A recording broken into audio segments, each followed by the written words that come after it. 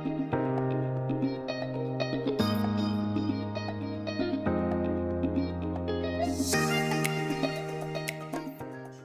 jadi perkenalkan pemateri kita pada hari ini yaitu Kak Ahmad Zaki Shihan. Nah, biasa dipanggil Kak Zaki. Kak Zaki ini sudah mengembangkan keterampilan dan expertise-nya mulai dari Python sampai Natural Language Processing. Untuk pengalaman kerjanya juga Kak Zaki sudah berpengalaman ya, mulai dari berkarir di bidang Data Analytics and Visualization sampai sekarang menjadi Data Scientist di salah satu perusahaan terkenal di Indonesia yaitu Telkom Indonesia. Wah, keren banget ya nih kakaknya. Mungkin kita biar nggak kelamaan kepo juga nih, langsung panggil aja pematerinya. Halo Kak Zaki.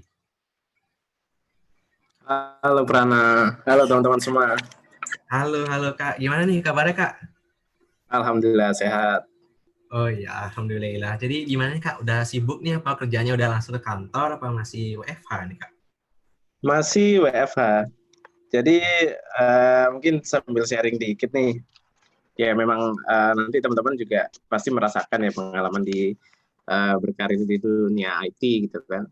Nah ini juga sebenarnya saya juga di Telkom nih belum lama, belum 1 tahun juga, dan dari awal masuk Telkom juga belum ke kantor sama sekali. Bahkan saya nggak tahu bentuk kantor Telkom kayak gimana, tapi ya begitulah dunia karir IT kayak gitu. Semua bisa online. Jadi ini sudah berjalan sekitar 6 atau 7 bulan gitu. Saya WFH dari Surabaya. Gitu. Wow, oh gitu. Jadi ini kakak memang seneng banget ya di data science. Pusing nggak sih Kak kerjaannya? Kerjaan di mana-mana pasti pusing ya. Tapi gimana trik kita biar bikin itu nggak pusing ya cari yang sesuai passion aja. Dan kebetulan saya tertariknya di bidang data karena luas sekali sih kalau menurut saya. Gitu. Wah, keren banget ya teman-teman tentang data. Jadi saya nggak sabar banget nih nunggu ilmu yang bakal dikasih sama kakaknya. Oke lah, biar kita nggak kelamaan kayak, aduh, kayak kepo banget nih. Jadi kita langsung serain aja yuk ke Kak Zaki untuk materinya. Jadi silahkan Kak Zaki menyampaikan materi. Oke, thank you Prana. Sebelumnya untuk suara saya ini saya nggak pakai headset. Apakah ada apa? Ada yang nggak jelas atau ada feedback kayak gitu-gitu nggak kira-kira? Jelas kok Kak, jelas banget. Udah Jelas, Kak. kedengeran. Jelas. Iya, Oke, sip-sip. makasih Kakak. Saya share screen ya.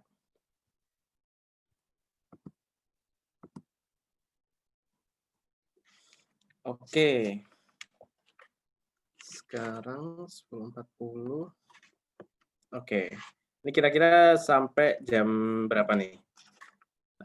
Saya diberikan waktu untuk memberi materi. 2 jam Kakak.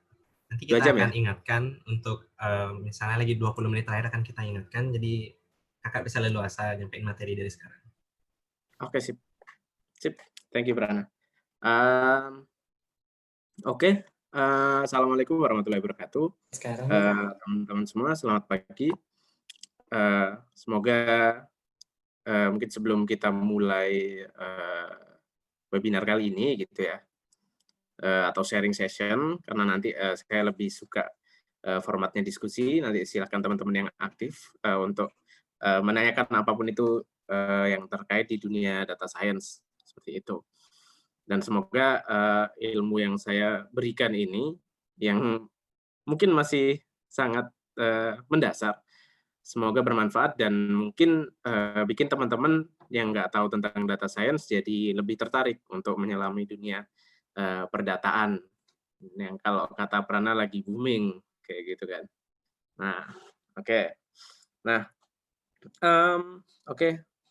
Hari ini saya diamanahkan untuk mengisi materi mengenai what is data science atau biasa saya bilang introduction to data science seperti itu. Karena mungkin dari background-nya walaupun data science ini dunia yang apa ya relatif baru mungkin orang-orang bisa bilang ya, walaupun sebenarnya ilmu-ilmu di dalamnya itu sudah ada dari dulu-dulu seperti itu. Nah, tapi terms apa ya definisi dari data science ini sendiri juga masih sangat simpang siur seperti itu. Nah, mungkin yang akan kita bahas kita melihat data science dari perspektif yang aku bawakan, seperti itu. Jadi kalau kita melihat apa itu data science secara keseluruhan, itu sangat banyak yang bisa dibahas dan mungkin waktu 2 jam nggak cukup ya, gitu. Mungkin, kita mulai, tapi sebelum mulai izinkan saya perkenalkan diri, eee, sebentar aja karena tadi udah diperkenalkan sama Prana juga. Oke. Halo teman-teman, nama saya Ahmad Zaki Shihan, mmm, dulu di Filkom SI 2014, yudisium 2018, baru wisuda 2019. Tahu sendiri kan ya wisudanya UB kayak gimana gitu kan nunggunya. Nanti teman-teman bakal ngerasain lah, kayak gitu. Jadi,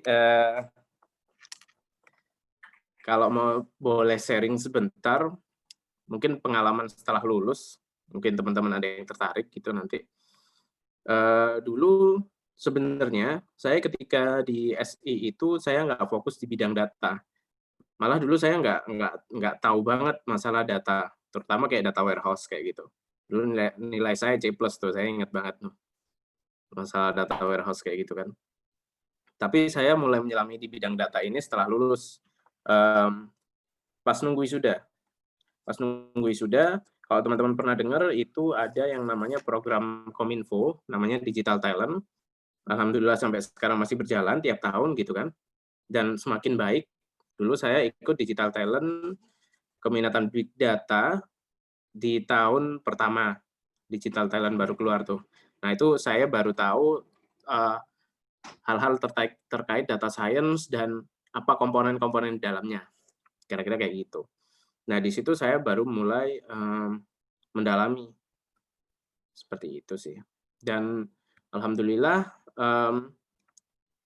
dari apa, dapat kerja di Jakarta, di kantor lama waktu itu, namanya Make AI. Make AI itu salah satu online course untuk belajar data science, dan di sini yang membuka jalan saya untuk berbagai macam kesempatan, sharing session atau, ngisi-ngisi seminar atau training karena isinya memang, online course ya dan training untuk company di kantor lama dulu.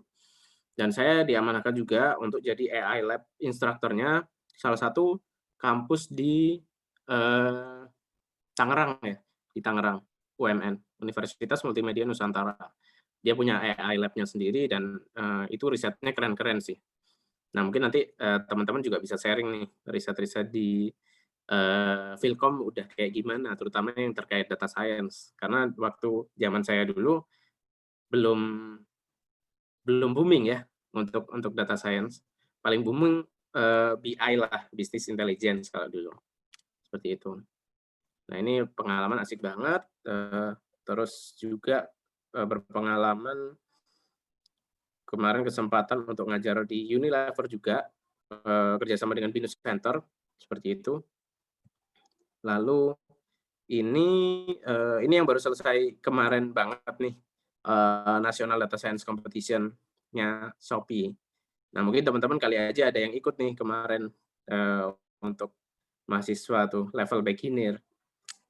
Kemarin, eee, acaranya apa, seru banget untuk yang data science. Nanti teman-teman ketika udah mendalami tentang data science mungkin, eee, data science itu nggak cuma, apa ya, nggak cuma kayak dunia kerja aja, tapi dunia kompetisi itu juga sangat asik dan sangat rewarding lah buat teman-teman selain hadiahnya, tapi juga ilmunya yang didapat dari situ. Nah ini saya kesempatan, diundang untuk mengisi, training level beginner waktu itu, untuk Shopee National Data Science Competition. Tapi saya juga ikut lombanya kemarin, yang level advance. Ya alhamdulillah nggak menang, tapi dapat ilmunya lah, kurang lebih gitu. Dan ya setelah semua pengalaman itu, mmm, udah masuk pandemi, akhirnya saya, dibukakan jalan untuk pindah kantor juga. Eee, Alhamdulillah masuknya ke Telkom Indonesia, di sini, sebagai, masih junior data scientist ya saya. Junior data scientist lebih ke megang data, project-nya IndiHome sebenarnya. Jadi, kalau mau dibilang job desk saya tuh, memprediksi atau bikin, machine learning untuk memprediksi bulan depan tuh siapa aja nih, user yang bakal, stop layanan IndiHome, kayak gitu. Kalau sudah bisa diprediksi, nanti kita akan kasih promo atau caring apapun itu, atau reminder kayak gitu. Itu tujuannya adalah untuk memperkecil, customer yang bulan depan akan stop layanan. Kita effort dulu nih, sebelum mereka stop layanan, kita kasih promo atau apa, biar mereka tetap stay di layanannya IndiHome. Kurang lebih kayak gitu.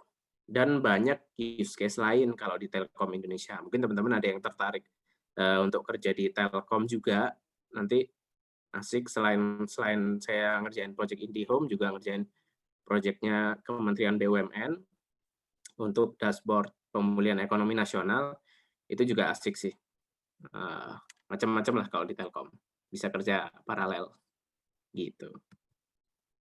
Nah, yang terakhir ini juga, ini yang lagi saya bangun bersama teman-teman saya, eee, namanya Akademi AI. Akademi AI ini isinya adalah,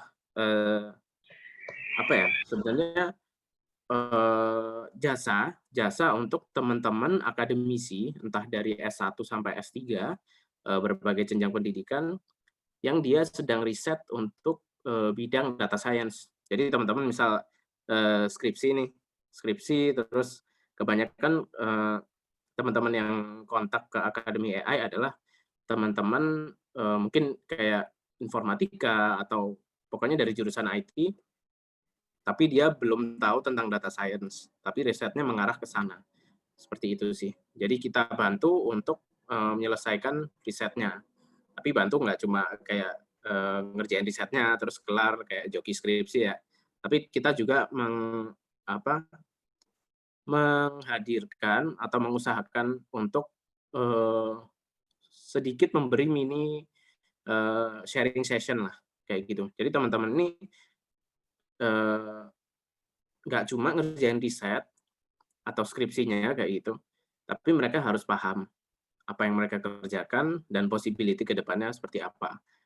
Karena mungkin itu ya yang mungkin ada teman-teman yang skripsi atau nanti skripsi, biasanya udah dapat judul keren, udah di-ACC sama dosen, tapi, eee, ini, nggak tahu cara ngerjainnya gimana dan nggak tahu itu apa gitu, nggak tahu itu bidang apa. Nah, kayak gitu-gitu sih yang pengen saya solve sebenarnya.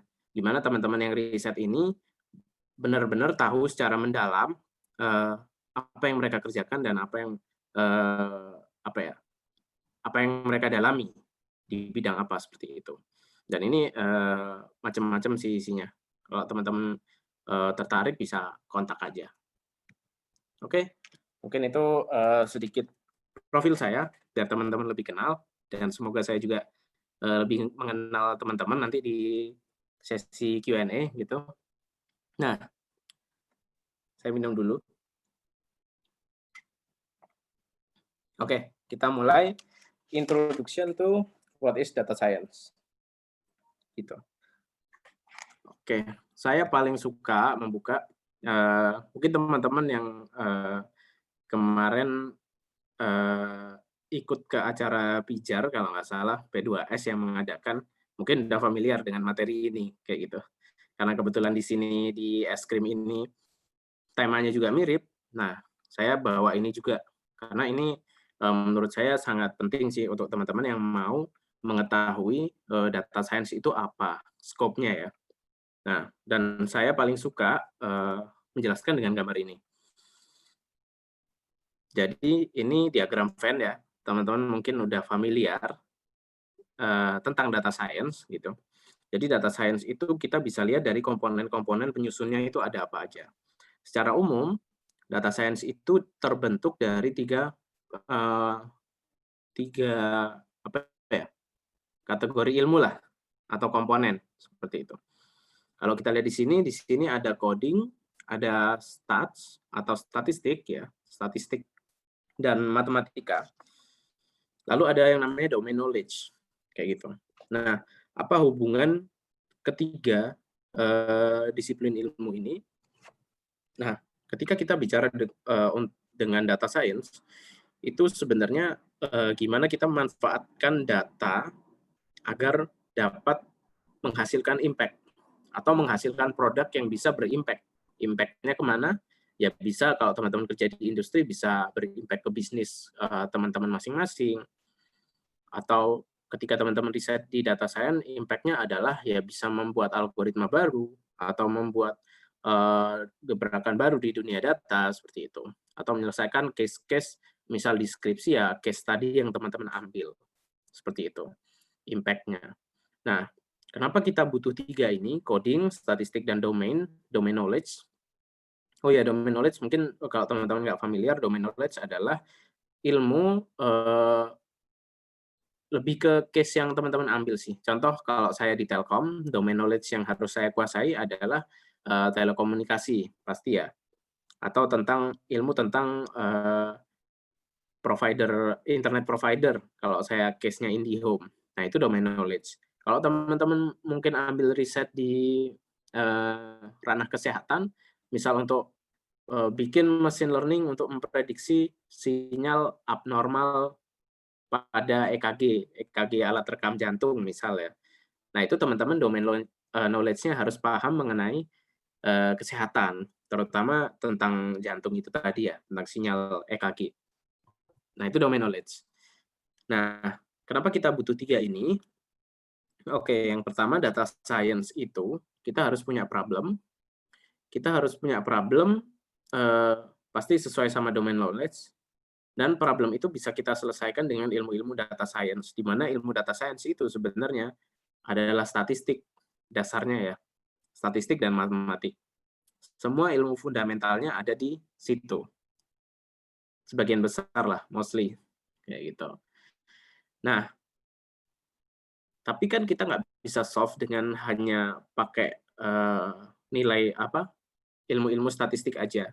Nah, kita pakai ilmu coding atau yang teman-teman sudah sangat familiar seharusnya, gitu kan, programming. Kita pakai itu untuk mengotomasi atau mengeksekusi ilmu-ilmu statistik dalam baris-baris kode, seperti itu. Di mana baris kode itu dia harus menganalisis gitu kan data-data yang sesuai dengan domain knowledge, seperti itu. Jadi hubungan antara tiga ilmu ini kurang lebih kayak gitu. Semuanya beririsan, di mana semuanya akan membentuk solusi atau produk data science, seperti itu. Nah, dari tiga ini akan menghasilkan sebuah solusi. Nah, solusi seperti apa kira-kira gambarannya gitu kan? Nah, ini contoh pertama. Ini adalah sistem dulu saya buat ketika riset bareng-bareng sama anak apa ya, agritech tuh apa ya ininya, agrikultur lah pokoknya, fakultas sebelah tuh agritech. Ini dia bikin sistem untuk memprediksi panen tebu, hasil panen tebu tahun depan berdasarkan kayak ini kelurahan di mana, luas lahannya berapa, terus tahun yang mau diprediksi sama kayak curah hujannya, kayak gitu. Ini salah satu solusi ya. Solusi bisa bentuk sistem gitu kan. Tapi sebenarnya di dalam ini solusi yang murni dari produk data science adalah sebuah model yang bisa memprediksi panen, kayak gitu. Model ini bisa saya bilang machine learning, kayak gitu. Mungkin lebih dalam model itu apa, nanti akan kita bahas. Selain itu ini juga sudah saya hosting, kalau teman-teman mau nyoba. Oke, wait. Nah, mungkin nanti akan kita coba di ini ya, Q&A. Ini head speech detector. Jadi untuk mendeteksi head speech, kalimat yang head speech kayak gitu. Nah, ini contoh random aja nih. Kemarin setelah saya training modelnya, terus saya masukin ke sistem, saya coba untuk memprediksi Nah, contoh ini yang hasilnya agak lucu gitu kan. Ini, saya masukin Raka hobi gombalin istri orang gitu kan. Ini Raka Raka teman saya ini, semoga nggak ada yang namanya Raka ya di sini ya. Ini Raka hobi gombalin istri orang gitu kan. Saya prediksi hasilnya adalah HS atau head speech. Nah, ini saya ganti Raka hobi gombalin istri sendiri. Nah, hasilnya non head speech kayak gitu. Nah, berarti kan udah mesin learning-nya sudah paham gitulah masalah rumah tangga. Jadi kalau gombalin istri sendiri nggak apa-apa, ini non head speech kok, kayak gitu. Tapi ini kebetulan aja sih, kemarin bisa keluar seperti ini. Nah, ini salah satu solusi juga di bidang NLP ya, kalau teman-teman udah ada yang pernah dengar, Natural Language Processing. Nah, mungkin solusi yang teman-teman lebih familiar lagi, ini ada YouTube recommendation, kayak gitu. Ini juga produk dari seorang data scientist. Jadi teman-teman ini bisa dibilang recommendation engine ya. Jadi ketika teman-teman login ke YouTube, lalu teman-teman melakukan aktivitas di YouTube, klik beberapa video, terus watch time-nya berapa gitu kan teman-teman yang melakukan aktivitas di YouTube. Nah, YouTube akan memberikan rekomendasi berdasarkan aktivitas teman-teman. Itu merupakan salah satu produk data scientist yang dia berimpact. Impact-nya adalah user-usernya YouTube, ini dia akan terus menggunakan YouTube. Karena teman-teman klik satu video, terus rekomendasinya keluar lagi. Rekomendasinya anggaplah cocok. Saya suka dengar, misal saya suka lihat video-video makanan gitu. Ketika klik satu, makanan misal pizza kayak gitu, keluar lagi nih, ayam KFC.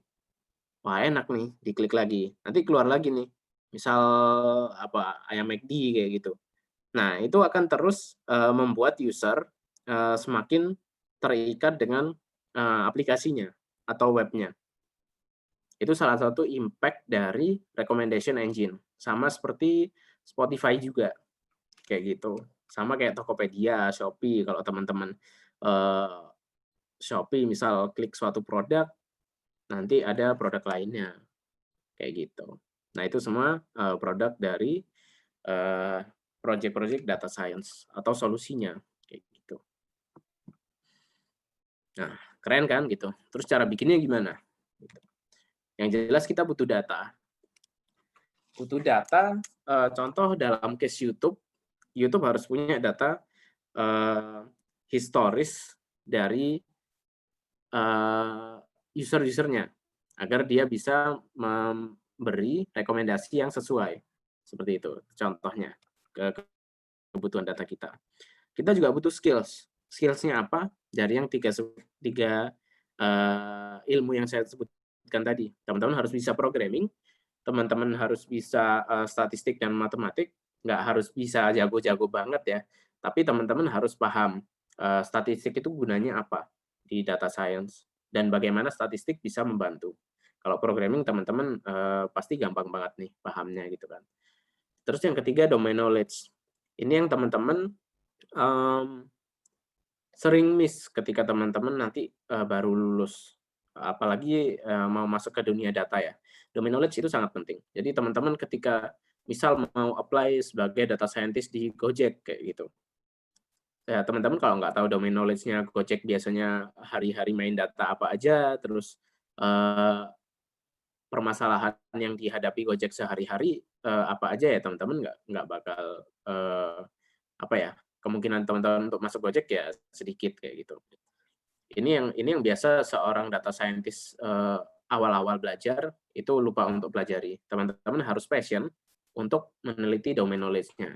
Contoh saya sekarang lagi ngerjain project EKG untuk kesehatan, mendeteksi sinyal abnormal sama normal, itu saya juga belajar. Tanya-tanya ke kliennya tanya ke dokter spesialis jantung ya. Nah, saya bukan orang kesehatan sama sekali gitu. Tapi ketika saya diembankan amanah untuk ngerjain project itu, ya saya sebagai data scientist harus passionate untuk belajar hal-hal tentang kesehatan. Dan itu asik sih, itu asik banget bagi teman-teman yang suka belajar gitu. Dan belajar tuh harus suka ya. cara suka belajar ya harus nemuin passion-nya, kayak gitu sih. Selain, apa tadi, selain skills, selain data, kita juga butuh yang namanya workflow. Jadi sebuah project data scientist itu dia punya workflow sebenarnya. Eee, apa ya, bukan workflow yang pakem, tapi kurang lebih, seperti itu. Ini kalau teman-teman mungkin ada yang ambil mata kuliah data mining, nggak tahu masih ada atau enggak sekarang, harusnya masih ada ya, mata kuliah data mining. Nah, biasanya diajarin tentang ini. Saya ingat banget waktu kuliah dulu. Satu-satunya yang saya ingat di mata kuliah data mining, sisanya nggak tahu saya. Nah, ini CRISP-DM singkatannya ya. Kepanjangannya Cross Industry Standard Process for Data Mining. Nah, di sini dia menggambarkan gimana sebuah project data scientist itu bermula atau diawali sampai project data scientist itu apa ya? Bukan selesai. Saya nggak bisa bilang sebuah project data scientist itu bisa selesai. Karena teman-teman lihat di sini ada lingkaran. Nah, ini adalah proses iteratif yang selalu berjalan. Kenapa berjalan terus? Karena kita main dengan data, dan data selalu berubah. Di era big data apalagi ya, era informasi kayak gini. Era big data, data historis user masuk terus, kita harus analisis terus. Kayak gitu. Demi kelancaran project data scientist-nya. Kayak gitu. Jadi ini proses iteratif ya teman-teman ya. Nah, ini kayak kalau saya zoom kelihatan juga kan ya harusnya. Nah, jadi project atau workflow CRISP-DM ini diawali dengan business understanding. Teman-teman harus tahu bisnisnya ini dia punya masalah apa yang mau di-solve, kayak gitu. Dan teman-teman harus juga tahu data apa yang bisa menyelesaikan masalah tersebut, gitu. Diperlukan data apa. Lalu teman-teman juga harus mikir possibility-nya apakah bisa selesai atau enggak, kayak gitu. Possible atau enggak diselesaikan dengan data yang kita punya, kayak gitu. Setelah kita tahu menspesifikasikan problemnya apa dan data yang kira-kira kita akan pakai itu apa aja, nah kita masuk ke data understanding. Nah ini gimana kita memahami data kita atau kita eksplorasi data kita, kayak gitu. Di mana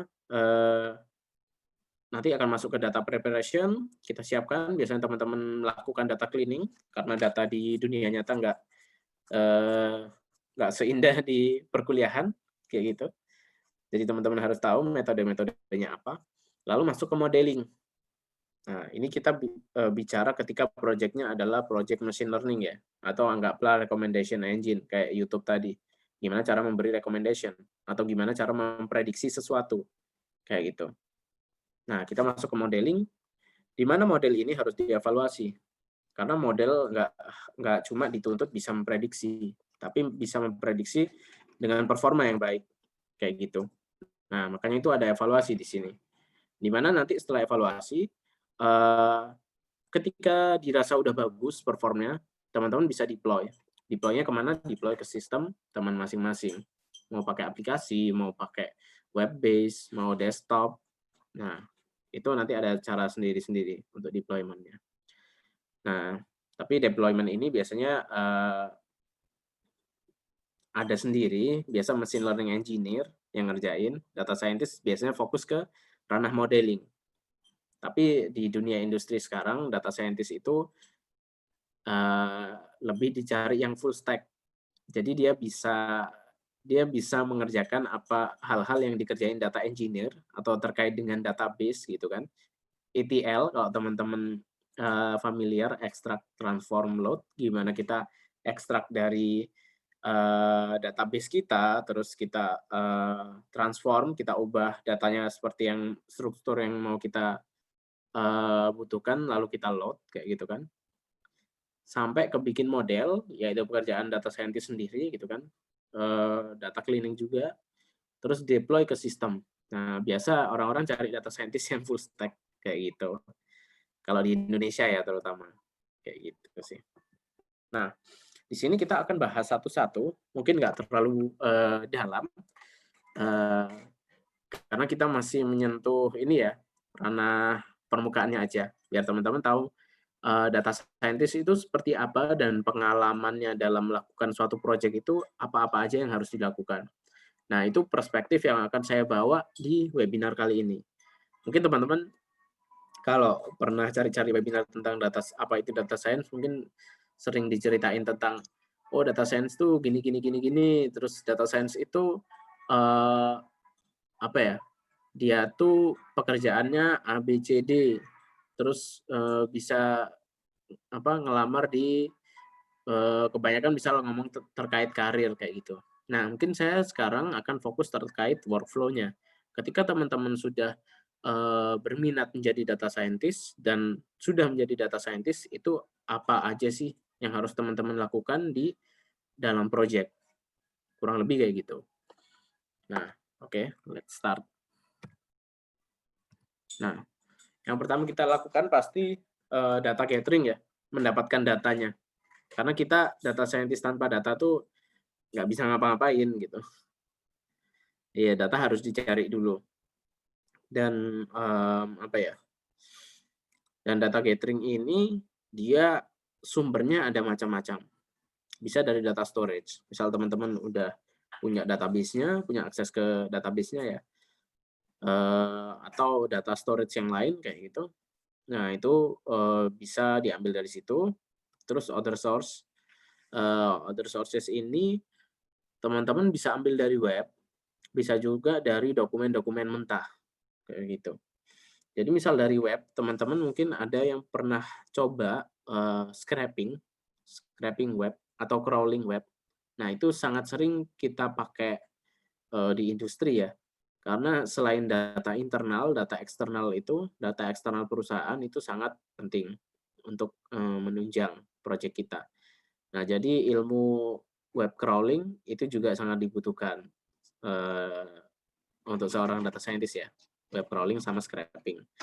Terus sumber lain ya, kalau kita nggak punya data digital ya pasti data data mentah, bukan data mentah ya, data dokumen misal kayak dari kertas kayak gitu, atau hal-hal yang belum terdigitalisasi.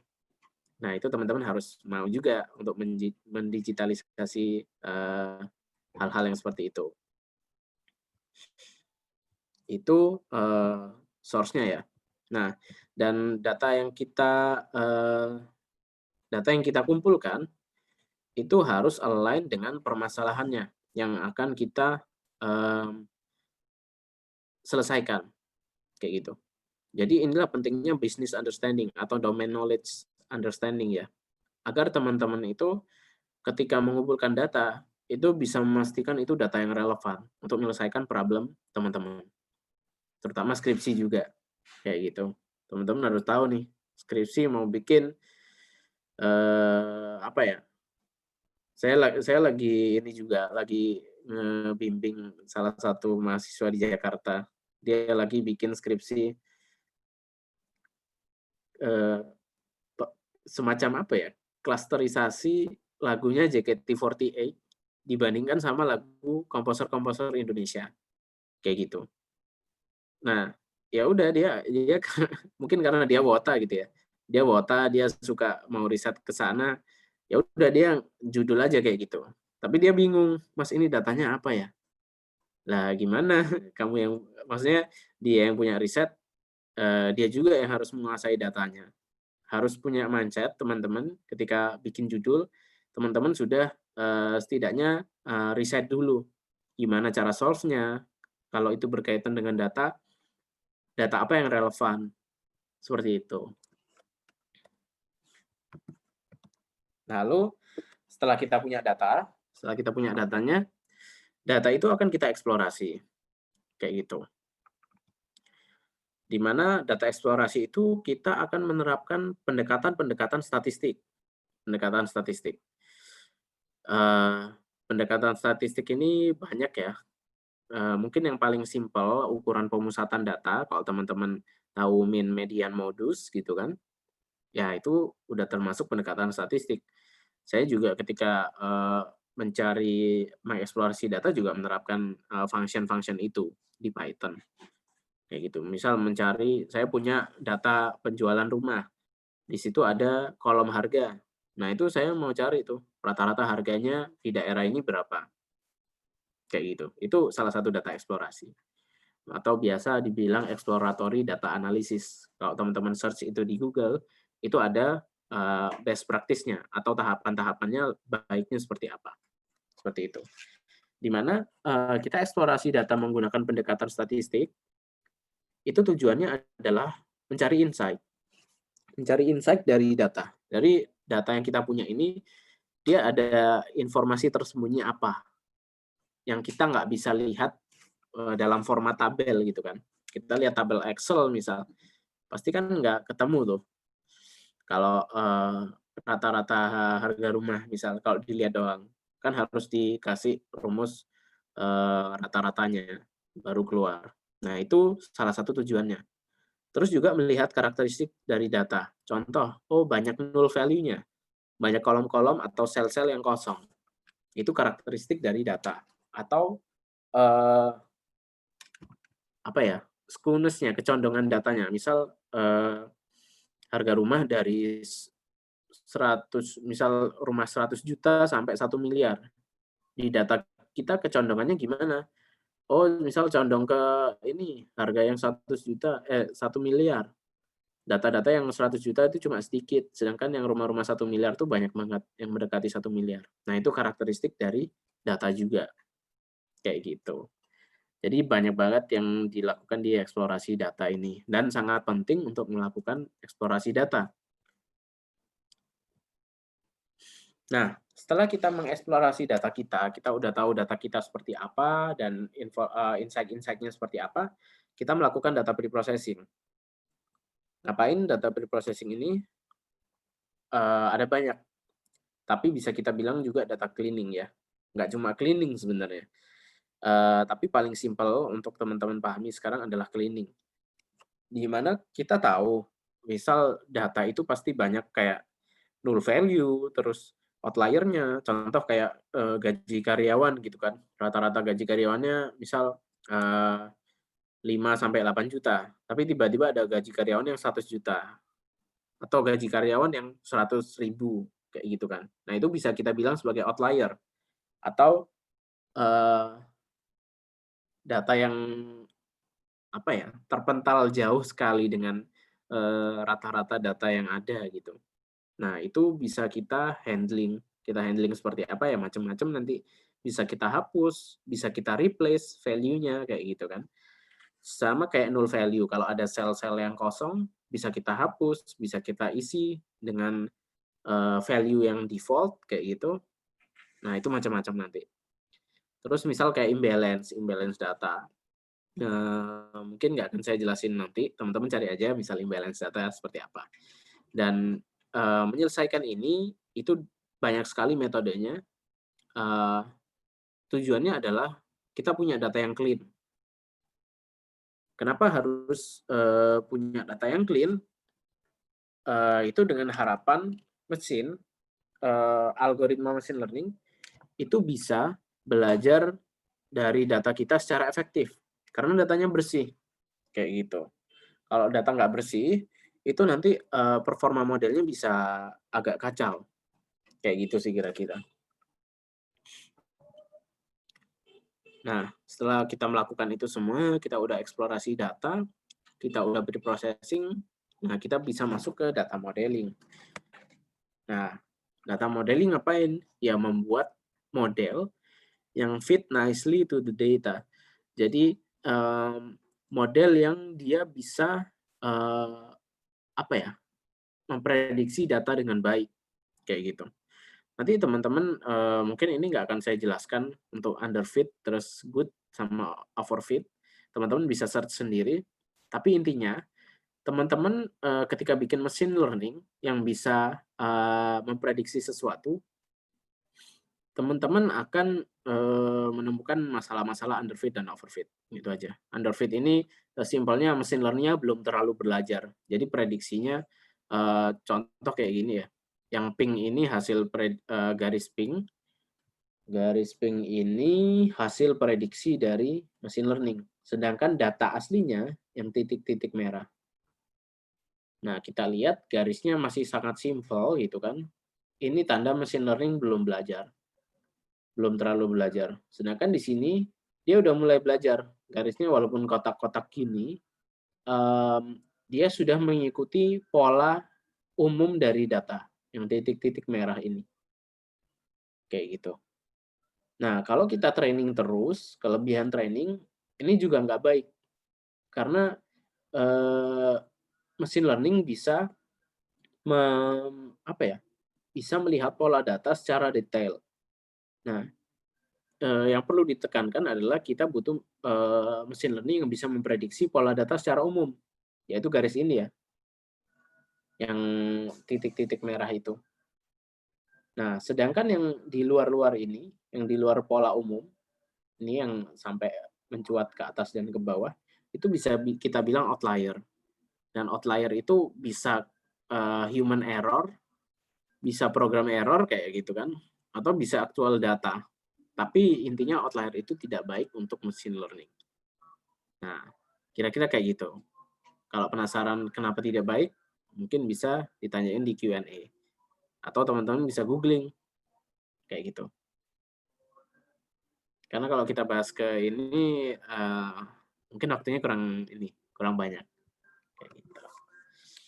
Nah, kita dari tadi bilang machine learning model gitu kan.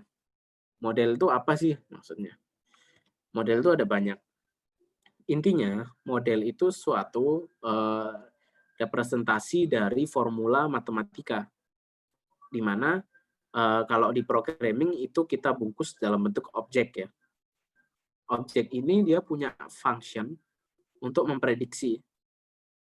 Dia punya function untuk training atau melatih dirinya sendiri, belajar dari data yang diberikan oleh data scientist. Dia juga bisa memprediksi menggunakan ilmu yang sudah dipelajari di data itu. Nah, modelnya representasi matematikanya sangat banyak. Ada untuk ada linear regression misal,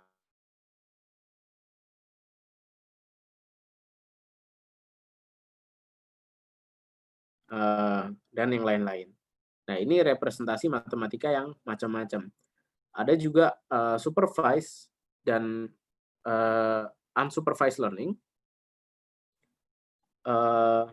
Ada juga supervised dan unsupervised learning, ada reinforcement learning juga. Nah, ini juga apa ya, payung besar metode-metode yang ada di ranah data science, seperti itu. Juga nggak akan kita bahas sekarang, karena itu lumayan kompleks, gitu kan. Tapi yang perlu teman-teman tekankan adalah banyak sekali metode untuk menyelesaikan masalah-masalah di data scientist. Seperti itu, kurang lebih. Nah, mungkin teman-teman yang penasaran nanti di Q&A aja bisa kita diskusikan. Kayak gitu. Nah, terus di sini ada yang namanya model validation. Model validation ini salah satu step atau evaluation ya bisa saya bilangnya. Mas Prana, ini di tempat saya masih azan, boleh istirahat sebentar ya? Boleh, boleh Kak. Kita tunggu aja. Oke, oke. Kita tunggu ya teman-teman ya.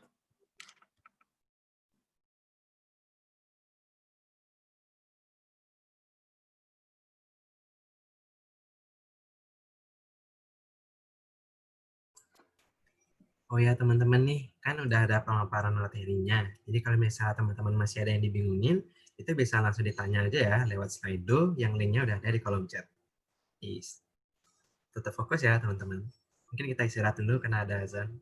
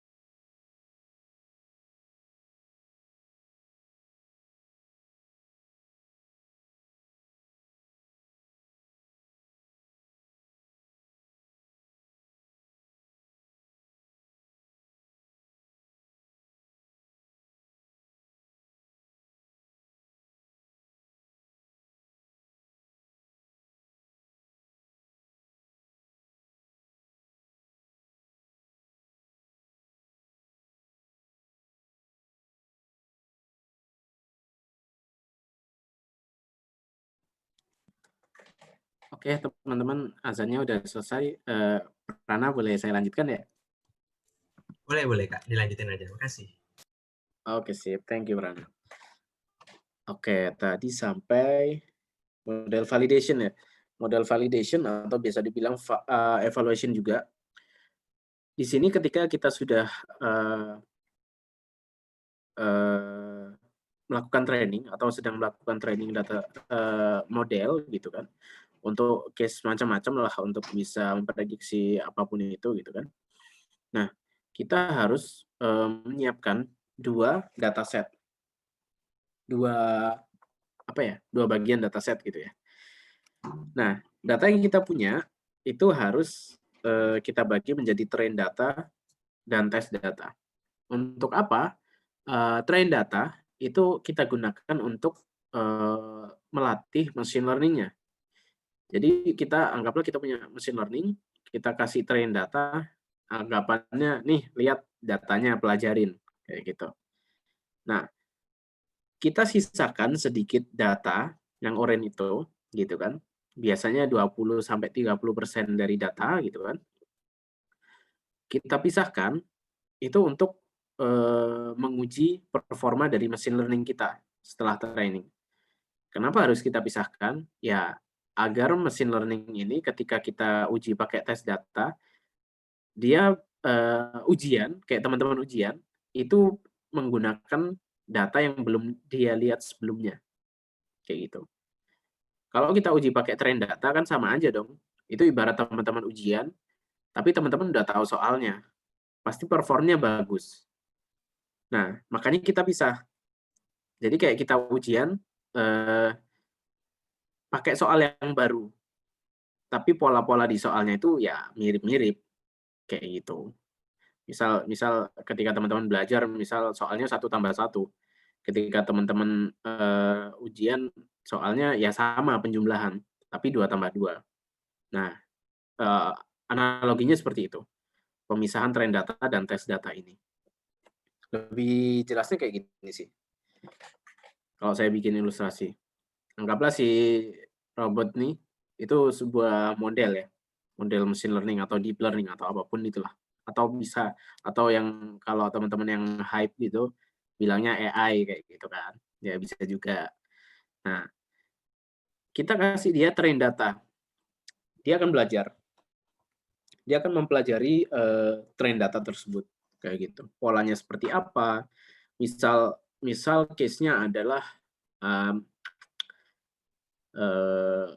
ini ya, misal case kita nanti cardiovascular disease, penyakit jantung gitu kan, itu kan ada beberapa fitur ya, atau beberapa kolom gitu. Dari tinggi badan, berat badan, terus dia mengkonsumsi alkohol atau enggak, merokok atau enggak, sama macam-macam lah. Sama ada dia rajin olahraga atau enggak, kayak gitu. Nah, yang dipelajari oleh terus targetnya ya, target yang diprediksi adalah dia beresiko penyakit jantung atau enggak, kayak gitu. Ya, yang dipelajari oleh machine learning adalah dia lihat kolom-kolomnya, hubungan antara kolom fitur atau kolom-kolom apa ya kalau aku bilang variabel independennya, variabel independennya ini berpengaruh apa ke variabel dependen. Contoh, eh, machine learning dia akan belajar nanti, oh apakah orang perokok itu dia suka kena penyakit jantung atau enggak. Oh, kalau orang suka mengkonsumsi alkohol, dia suka penyakit jantung atau enggak. Nah, itu yang dia lihat polanya dari data training. Kayak gitu. Nah, itu proses learning-nya dia, proses training-nya dia. Di mana nanti akan kita uji dengan tes data yang udah kita bisa sebelumnya. Namanya, metodenya adalah train test split, biasanya kayak gitu. Nah, kita akan uji. Nih, aku kasih beberapa pasien misal. Misal ada 20 pasien. Coba kamu prediksi, ini barat aku ngomong ke machine learning ya, ini analogi aja ya gitu. Tapi ya sebenarnya aku nggak ngomong ke laptop kayak orang gila kan, kayak gitu. Ini analogi aja gitu.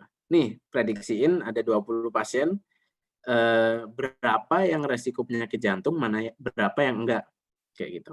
Nah, nanti kan keluar tuh prediksinya.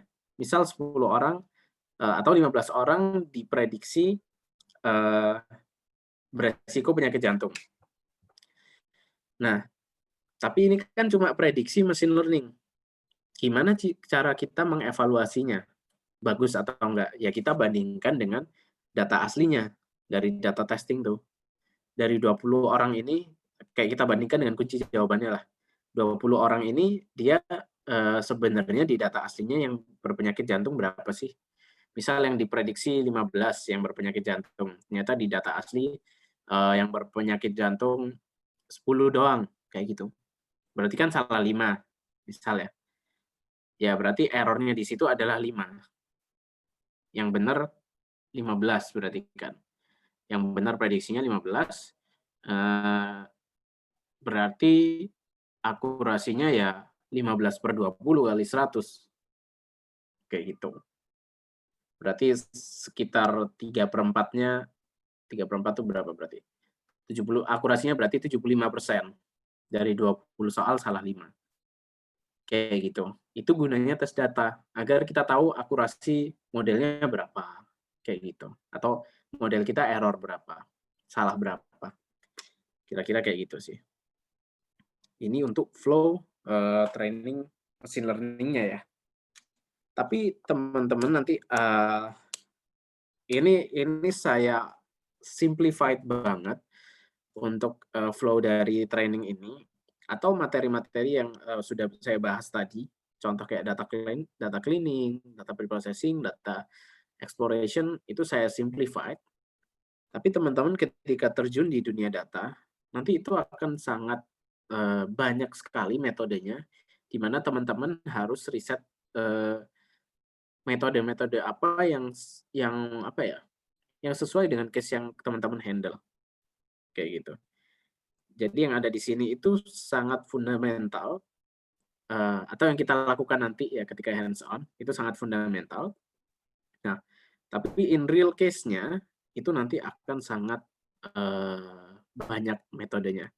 Dan metodenya ini akan selalu terbarui ya di tiap tahunnya.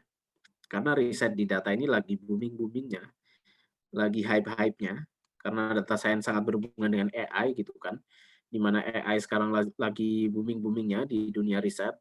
Nah itu kayak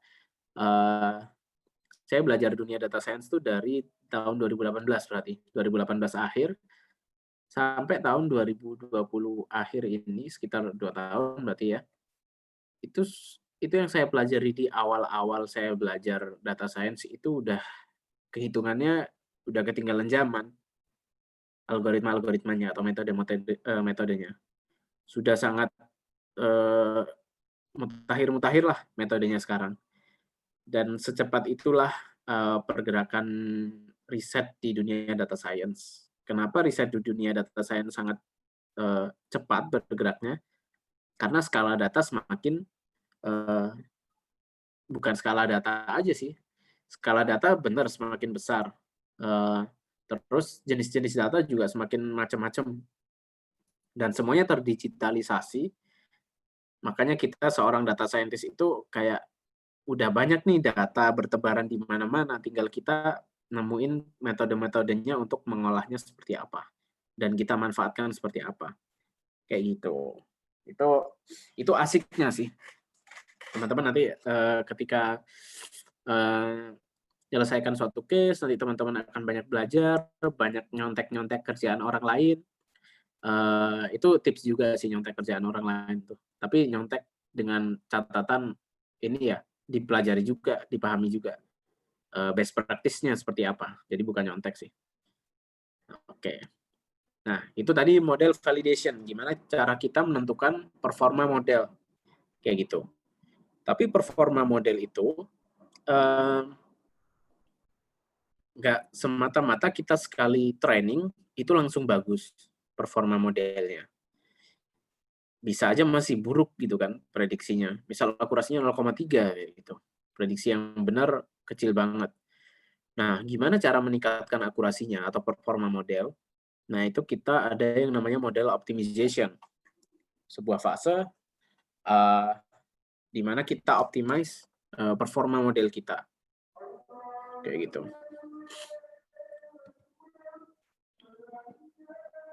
Nah, inti dari optimization adalah kita melakukan tuning model atau biasa disebut dengan hyperparameter tuning, gitu.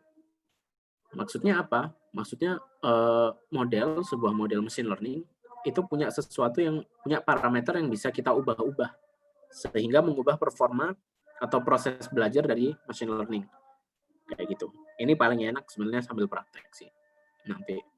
Tapi intinya adalah harapannya semakin, semakin kita tuning model kita, itu loss-nya semakin turun atau error-nya semakin turun. Di mana ketika error semakin turun, ya performa semakin baik.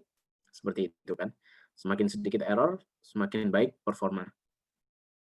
Kayak gitu. Itu untuk optimization. Dan seorang data scientist itu dia sangat apa ya? Seorang data scientist itu dia sangat butuh ilmu yang dalam melakukan tuning ini. Jadi anggaplah teman-teman misal kalau pernah dengar linear regression gitu ya, algoritma untuk memprediksi misal numerik, target yang numerik ya. Contoh target numerik adalah memprediksi harga rumah atau memprediksi panen tebu kayak gitu. Itu kan numerik hasilnya. Nah, di situ untuk teman-teman tuning linear regression, teman-teman harus paham dulu linear regression itu apa, di dalamnya seperti apa. Mungkin teman-teman juga pernah dengar decision tree. Decision tree itu juga salah satu algoritma machine learning, dan bisa kita atur-atur juga tuningnya, hyperparameternya. Kita bisa kita tuning. Tapi teman-teman ketika tuning harus tahu yang diubah apa, efeknya apa, kayak gitu. Dan itu sangat apa ya? Itu bakal teman-teman dapatkan ketika sudah sering sudah sering riset gitu. Teman-teman baca-baca artikel kayak gitu. Paling enak baca di medium.com. Kalau teman-teman apa namanya suka baca-baca tentang data science, di situ banyak resource-nya. Kira-kira gitu.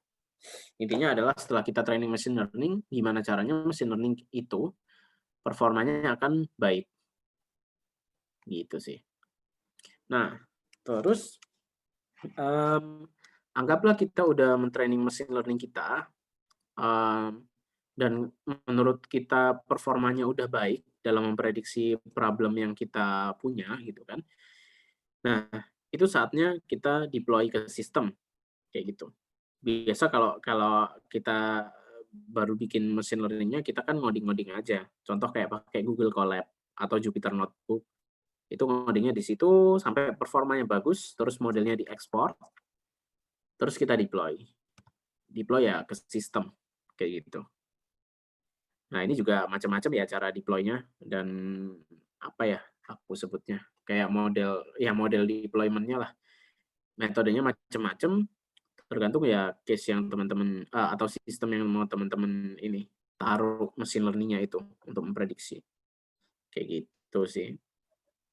Intinya ya kita taruh modelnya di dalam sistem di mana misal tombol prediksi gitu kan nanti akan men-trigger model kita untuk memprediksi sesuatu dari inputan user. Kayak gitu sih. Jadi kurang lebih flow-nya seperti itu. Kita udah bicara dari awal business understanding seperti apa, data gathering juga, dari kita mendefinisikan problemnya apa, terus data apa yang bisa kita pakai untuk solve problem tersebut, terus kita dapatkan datanya, terus kita eksplorasi datanya, terus kita cleaning atau pre-processing, lalu kita kasih ke machine learning untuk dia pelajari, terus machine learning-nya kita tuning agar performanya bagus, terus kita deploy. Sebenarnya workflow dari seorang data scientist akan berkutat di situ-situ saja, kurang lebih kayak gitu. Itu main workflow-nya lah, teman-teman. Kurang lebih kayak gitu sih. Nah, sekarang mungkin kita coba hands on ya, karena materi udah 1 jam juga. Jadi kita coba hands on.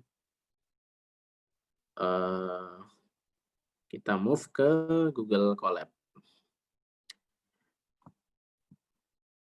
Bentar ya.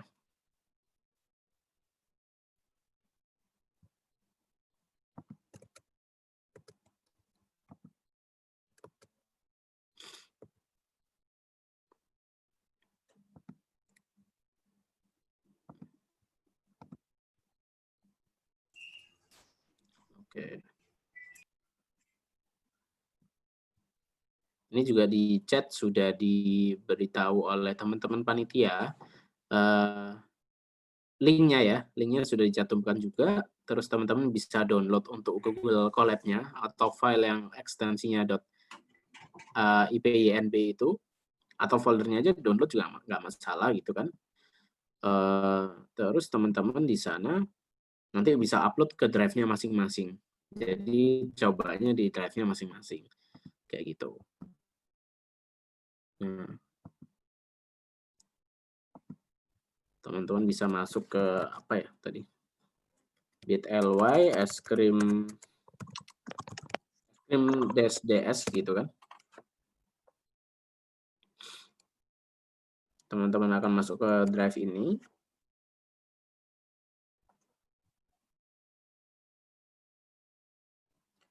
Teman-teman bisa masuk ke folder hands on. Nah, terus ini download aja yang cardiovascular disease classifier IPYNB kayak gitu. Nah, terus teman-teman upload ke drive masing-masing. Terus bisa teman-teman open with Google Collaboratory kayak gitu. Nah, nanti kira-kira akan kayak gini.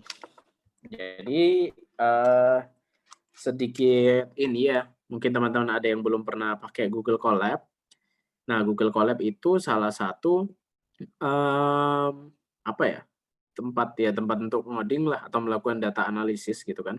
Dalam case kita data analisis, di sini kita pakai Python juga. Kenapa Python gitu kan? Kalau teman-teman yang baru masuk ke data science, kenapa Python? Biasanya kenapa kok nggak PHP? Kenapa kok nggak pakai Java? Kenapa kok nggak pakai JavaScript misal kayak gitu? Biasanya kalau di dunia data science ini ada 2 bahasa yang mendominasi. Pertama adalah Python, lalu yang kedua adalah R itu ya, R language. Nah, tapi plus minusnya apa sih gitu? Kalau saya bicara tentang R dulu, tapi saya belum pernah pakai R ya sebelumnya. Pernah pernah cuma memahami codingnya aja, tapi belum pernah pakai R. Nah, R ini sebenarnya udah lama kan programmingnya, dan dia sangat berat di dunia statistik untuk ilmu-ilmunya, atau library yang ada di dalam R itu sendiri. Itu library ilmu-ilmu statistik tuh banyak banget, kayak gitu. Tapi dia punya kelemahan. Dia susah untuk kita lakukan deployment ke sistem. Nah, sedangkan Python itu juga udah mulai banyak library statistik, terus machine learning, AI, deep learning, dan sebagainya, data cleaning, dan sebagainya, itu udah mulai banyak. Dan dia enak, karena Python sendiri juga bisa kita gunakan untuk development ya, untuk development. Yang riset waktu itu, yang prediksi tebu tadi saya tampilkan itu, saya pakai Python, pakai Flask ya, framework-nya pakai Flask, full Python, sama machine learning-nya juga Python. Jadi dari data analytics sampai machine learning-nya itu saya pakai Python full. Kayak gitu sih. Enaknya pakai Python tuh itu. Untuk bikin API juga gitu kan, biasanya untuk mengintegrasikan antara model dengan sistem itu biasa pakai API. Nah, enaknya Python kayak gitu, dia gampang atau banyak metode, dan untuk deployment, dan komunitasnya itu sangat banyak ya. Kalau kita cari misal error apa kayak gitu, itu Stack Overflow udah banyak banget kayak gitu. Banyak resource-nya lah ketika kita stuck, itu Python. Makanya Python mungkin bisa saya bilang lebih populer daripada R untuk dalam case data science, data analytics. Nah, Google Colab ini salah satu yang dikasih Google ya untuk melakukan data analisis, juga melakukan kayak reporting ya. Karena di sini kan kita bisa edit-edit title-nya, terus kita bisa kasih description dari datanya atau kita kasih informasi apa aja lah dalam bentuk markdown. Nah, ini enak juga untuk report. Jadi nggak cuma kita ngoding di sini kan, nggak cuma kita ngoding, tapi kita juga bisa memberi keterangan di codingan kita kayak gitu. Atau case yang sedang kita kerjakan ini case tentang apa, kita bisa jelaskan kayak yang di contoh ini. Kira-kira kayak gitu sih. Ini Google Colab. Dan dia juga menyediakan free GPU ya. Nah, GPU dan TPU. Jadi kalau teman-teman udah masuk ke data science, apalagi masuk ke ranah deep learning, contoh kayak computer vision gitu ya, video analytics atau misal facial recognition kayak gitu, face recognition. Nah, itu butuh computing resource yang gede. Jadi kalau di laptop teman-teman sendiri mungkin berat. Nah, bisa kita masuk ke pakai Google Colab. Jadi semua online, resource computing-nya disediain oleh Google. Enaknya kayak gitu sih. Gitu. Nah, itu introduction untuk Google Colab gitu ya. Jadi teman-teman bisa coba-coba di sini, bisa nambah kayak kolom gitulah plus code gini kan. Terus teman-teman bisa langsung ngoding di sini misal 1+1, ngerunnya pakai shift plus enter. Bentar nih lagi loading, baru ngerun soalnya saya.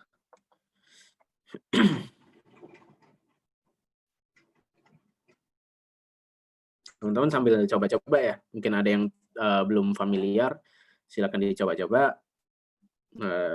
Nanti kalau ada kendala-kendala, langsung ke ini, Mas Prana selalu siap lah.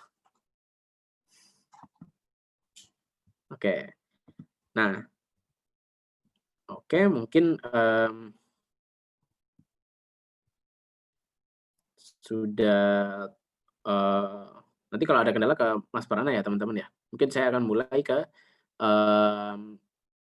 bicara tentang case yang akan kita kerjakan. Jadi di sini saya menyediakan data cardiovascular disease. Di sini goals kita ngapain gitu kan? Goals kita adalah membuat machine learning yang bisa memprediksi seseorang ini beresiko penyakit jantung atau enggak, kayak gitu. Nah, di sini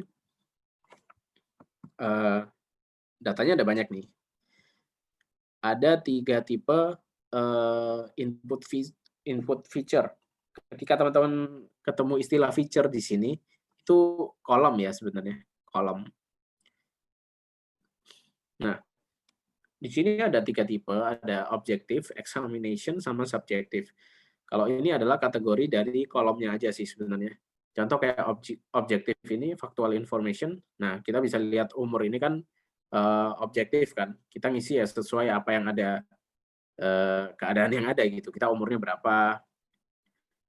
Oh ya, ini umurnya masih dalam hari ya, teman-teman. Saya juga lupa, nggak ngubah ini.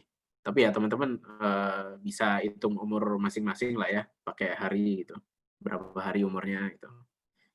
Nah, ini juga tinggi badan sama berat badan. Kayak gitu. Gender, objective fitur juga. Terus ada yang namanya examination fitur.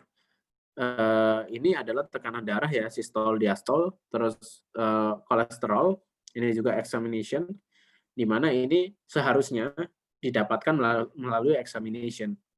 Kayak gitu. Terus ada subjective fitur, di mana ini adalah fitur-fitur yang subjektif, dijawab oleh si pasiennya sendiri kayak gitu. Contoh smoking gitu kan. pasiennya perokok atau enggak kayak gitu. Itu kan subjektif kan. Mungkin ada yang orang bilang jawab perokok padahal dia udah berhenti selama misal setahun, tapi dia masih merasa dia perokok. Atau ada yang perokok tapi nggak mau ngaku. Sama kayak ini juga alcohol intake, terus physical activity kayak gitu. Ini sangat subjektif ya physical activity. Apakah dia aktif atau enggak dalam melakukan aktivitas fisikal atau olahraga. Ada yang orang apa ya? Ada yang orang misal tiap hari makan jalan ke warung depan, dia udah bilang aktif berolahraga, itu ada kayak gitu kan. Nah, ini sangat subjektif ini datanya, kayak gitu. Yang kita prediksi adalah variabel kardio. Nah, binary ya, teman-teman yang binary, itu ketika value-nya 0, berarti dia nggak, misal smoking ya, ketika value-nya 0, berarti dia bukan smoker. Kalau 1, dia smoker. Sama kayak yang lain nih. Kalau physical activity yang 0, dia nggak aktif, atau dia nggak jarang olahraga. Yang 1, dia sering olahraga. Kayak gitu. Sama kayak yang target juga. Ketika 0 berarti nggak ada resiko, 1 ada resiko. Penyakit jantung. Gitu. Oke. Nah, mungkin itu untuk dataset kita gitu kan. Teman-teman udah familiar dengan fiturnya ada apa aja. Fitur-fitur ini yang akan kita gunakan untuk memprediksi ini tadi, ada penyakit jantung atau enggak. Kalau mau lihat lebih lengkapnya, teman-teman bisa klik link ini. Saya dapat datanya dari sini, kaggle.com. Kalau teman-teman mau latihan-latihan data analytics, kaggle.com tuh asik banget datanya, banyak open datanya. Terus teman-teman juga bisa ikut Kaggle competition. Jadi biasanya ada yang mengadakan kompetisi data analytics, itu untuk apa ya, macam-macam goals-nya. Ada yang bikin machine learning, ada yang bikin visualisasi data. Nah, itu macam-macam. Gitu. Teman-teman bisa eksplorasi sendiri. Nah, sekarang kita coba import datanya. Ini datanya udah saya taruh di GitHub biar teman-teman bisa read datanya langsung kayak gitu. Kalau kalau sebenarnya pakai Google Colab, mau akses data teman-teman yang ada di Drive, itu ada yang namanya mounting Drive. Ada satu step lagi biar teman-teman bisa akses data teman-teman sendiri di Drive. Nah, itu untuk sekarang aku skip dulu gitu. Kita pakai akses data yang udah online kayak gitu. Nah, ini kita coba bareng-bareng ya. Yang pertama kita lakukan adalah import data sama simple data exploration pakai Pandas. Nah, apa itu Pandas gitu kan? Pandas itu salah satu library di Python di mana biasa digunakan untuk data manipulation. Jadi membaca data juga manipulasi data.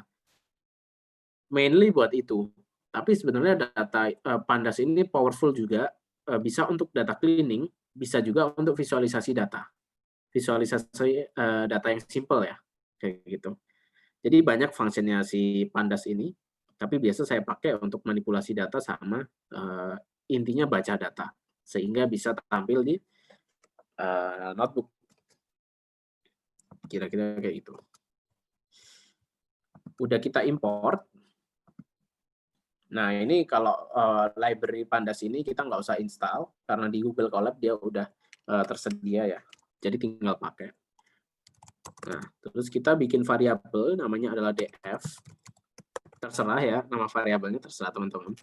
Saya suka pakai df, maksudnya adalah data frame. Data frame itu format tabel yang dihasilkan oleh Pandas ketika kita baca data. Nah, kalau pusing ini dulu, kita read dulu. Nah, ini saya copy aja. Teman-teman copy aja. Jangan diketik, pusing nanti. Oke.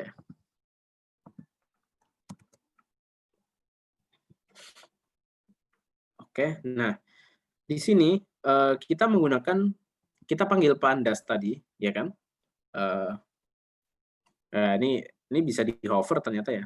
Saya juga jarang pakai Google Colab, ini bisa di-hover, teman-teman bisa tahu, deskripsi dari Pandas itu sendiri, ngapain aja, gunanya. Nah, terus kita panggil yang namanya function read CSV. Kan kita udah import Pandas pakai, alias PD tadi ya. Nah, kita panggil library-nya lagi, itu pakai PD juga, dan kita, read pakai CSV. Kita panggil function read CSV. Ini untuk kita membaca data CSV. Karena data kita CSV ya, di sini ya. Dan kita define, parameternya di sini. Kita define parameter, separatornya, atau delimiter ya, kalau teman-teman familiar, itu pakai titik koma. Karena kalau teman-teman buka link ini, itu pemisah antara kolom pakai titik koma. Defaultnya Pandas Read CSV itu pemisahnya pakai koma biasanya ya. Tapi karena datanya pakai titik koma, kita harus mendefinisikan di parameternya. Oke, nah ini kita bisa run. Nah, kita bisa langsung keluarin juga, misal df kayak gini kan. Nah, ini data kita nih. Ada ID, age, gender, height, weight. Ini untuk apa sih namanya? Tekanan darahnya gitu kan. Mungkin ini nggak akan banyak kita pakai karena kalau teman-teman ada alatnya gitu kan untuk mengukur sistol diastol silakan di rumah kali aja. Nah, ini kolesterol juga, glucose, smoke, alcohol intake, aktif physical activity ya, sama kardio. Ini yang akan kita prediksi nanti. Apakah 0, apakah 1. Contoh di sini ya, umurnya 18.000 hari, nggak tahu tuh berapa tahun, teman-teman bisa hitung. Saya malas gitu kan. Teman-teman bisa hitung kalau mau. Nah, gendernya adalah 2. Nah, kita bisa lihat di data description-nya. Gender 2 itu apa? Oh, dia cowok, gitu kan. Cowok berumur 18 hari, tingginya 168 cm, beratnya 62 kilo, terus ya ini untuk examination-nya, dia nggak merokok, dia nggak alkohol, dia aktif berolahraga, kardionya 0.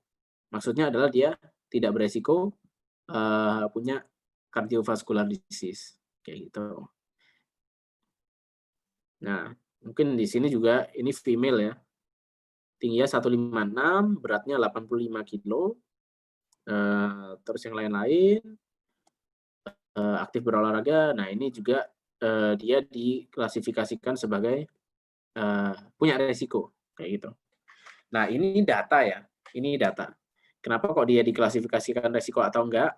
Ini sudah dilabeli oleh tenaga kesehatannya pasti, kayak gitu. Jadi ini data yang sudah dilabeli ya, kayak gitu.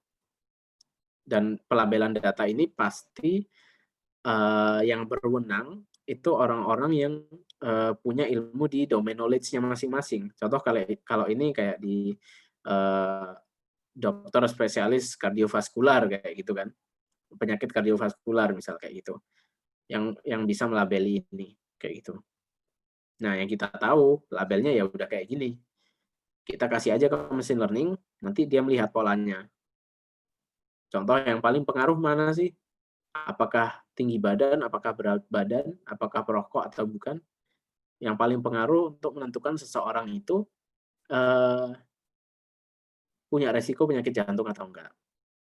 Nah, itu salah satu yang bisa kita temukan di eksplorasi data sih nanti. Kayak gitu. Nah, ini data kita. Kita juga bisa pakai .head. Itu function untuk melihat beberapa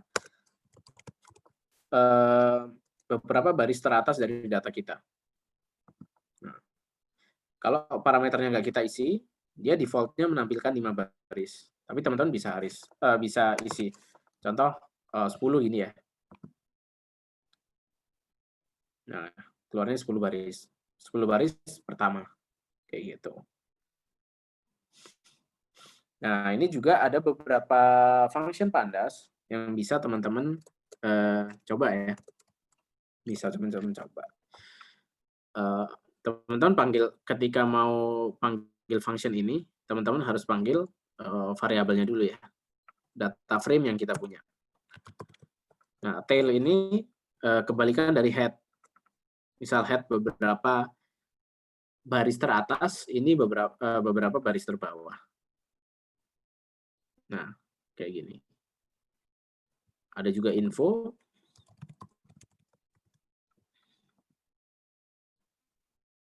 Nah, ini menginformasikan ada macam-macam nih, nama kolom, terus ada berapa baris, ada tipe datanya apa, kayak gitu kan. Makan memori berapa, gitu kan. Itu info. Lalu describe. Nah, ini dia mengeluarkan value-value statistik dari data kita. Nah, jadi teman-teman kalau ingin tahu, misal rata-rata rata-rata berat badan dari data yang kita punya berapa pasiennya gitu kan. Lihat aja di min gitu kan. Oh ternyata 74 kilo. Terus rata-rata tinggi badan berapa? Oh ternyata 164 cm. Kayak gitu. Ada juga percentile-nya juga ya. Sama min max-nya. Kayak gitu. Dan bisa dilihat per kolom. Gitu. Tapi teman-teman harus hati-hati lihatnya di sini. Contoh dengan data pakai data gender gitu kan. Ini kan datanya cuma binary ya, cuma 1 sama 2 gitu kan, 2 value. 1 untuk cewek, 2 untuk cowok. Nah, kita kan nggak bisa menentukan rata-rata gender berapa, 1,3. Nah, ini kan nggak valid nilainya. Jadi hati-hati. Masa gendernya 1,3 cowok ke cewek-cewekan gitu kan nggak ada gitu kan. Nah, itu teman-teman harus hati-hati untuk menyimpulkan. Terus yang terakhir, df.core. Ini untuk melihat correlation dari data kita. Contoh, aku ingin lihat data yang paling berpengaruh korelasinya ke target kita, kardio. Nah, ini yang cari yang paling tinggi. Misal age nih 0,2. Oh, umur berarti berkorelasi positif. Jadi semakin tua seseorang, semakin dia beresiko untuk penyakit jantung. Bisa kita bilang kayak gitu. Nah, yang negatif gimana, Mas? Yang negatif ya berarti ini ya, apa namanya? Berbanding terbalik. Jadi semakin rendah seseorang gitu kan, tinggi badannya, itu semakin beresiko berpenyakit jantung. Kayak gitu. Nah, itu bisa kita lihat kayak gitu, bisa lihat kayak gini doang. Itu. Ini salah satu cara untuk kita melihat fitur apa yang berpengaruh untuk memprediksi kardio. Gitu sih. Oke. Nah, itu beberapa function untuk exploratory data analysis. Bukan exploratory data analysis sih, untuk eksplorasi data di ini menggunakan Pandas. Tapi sebenarnya masih ada banyak lagi fungsinya kalau teman-teman mau eksplorasi kayak gitu. Nah, kita kan udah melakukan eksplorasi data nih. Kayak tadi kan kita udah read data, kita udah dapat datanya, kita udah read, kita udah eksplorasi, kita mau preprocessing misal. Nah, kalau preprocessing di sini mungkin kita lihat oh iya, ada satu lagi yang penting nih, aku tambahin deh. Ada yang namanya function is null. Nah, function is null ini dia mengembalikan nilai apakah suatu sel itu null atau enggak. Kayak gitu. Contoh ya, aku run. Nah, ini kalau dijalankan kayak gini doang, keluarnya gini. Sama strukturnya kayak data frame asli kita, tapi nilainya adalah boolean, true atau false. Nah, kalau kita lihat false semua, ini berarti yang false-false ini dia nggak null atau ada isinya selnya ya. Nah, tapi kan kalau kayak gini kan pusing lihatnya kan. Masa harus dilihat satu-satu sih, Mas? Yang mana yang null value? Nah, ini kita bisa tambahkan lagi function namanya sum. Summarize. Nah, ini kelihatan nih. Karena di sini nol semua, karena untuk latihan ini datanya clean sih. Jadi nggak ada yang null value. Nah, jadi ini semua terisi ya. Teman-teman kalau udah, tapi teman-teman udah tahu nih sekarang cara cek apakah data frame itu ada null value atau enggak. Nah, kalau kayak gini teman-teman bisa langsung lanjut. Oh, nggak ada null value, kita nggak perlu melakukan null value handling. Kayak gitu. Oke, gitu kan. Lanjut. Nah, sekarang kita masuk ke pre-processing untuk modeling kita. Kayak gitu.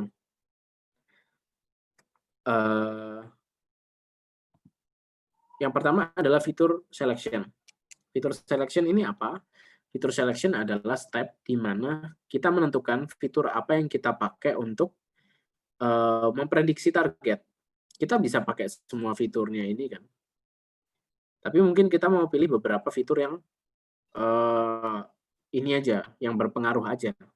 Contoh kalau yang di sini yang berpengaruh gitu kan, yang korelasinya kuat, itu adalah umur sama berat badan sama ini kolesterol misal.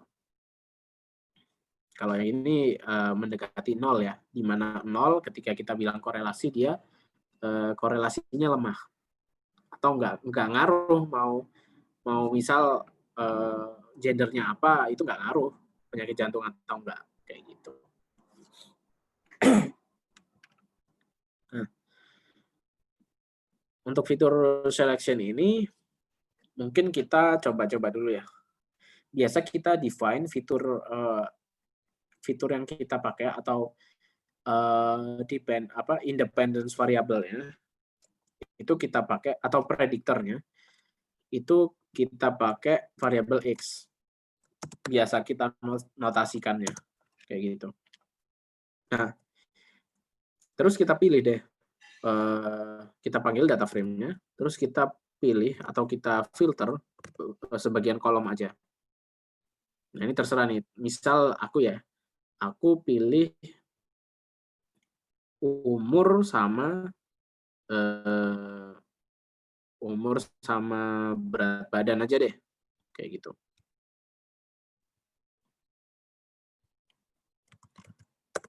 Nah, jangan lupa string gitu kan untuk nama kolomnya. Umur sama berat badan.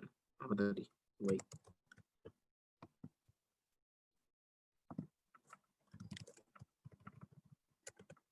Oke. Terus targetnya, kita juga harus menentukan apa yang akan kita prediksi gitu kan. Kalau dari data ini udah jelas yang akan kita prediksi adalah kardio. Kenapa? Unitia ini apa namanya? Itu ada. Oh, Iya, ada bocor pesertanya, Kak. Udah, Kak. Maaf. Oke. Depan bocor ya. Oke, lanjut. Nah, ini untuk sampel aja. Saya pakai umur sama berat badan. Di mana kita akan memprediksi kemungkinan dia punya cardiovascular disease atau enggak. Kayak gitu. Teman-teman silakan kalau mau coba pakai semua variabel gitu ya. Tapi ini saya pakai 2 aja untuk coba-coba. Oke, nah ini kita run. Nah, misal mau ngecek gitu ya, variabel X isinya apa, variabel Y isinya apa. Nah, ini bentar.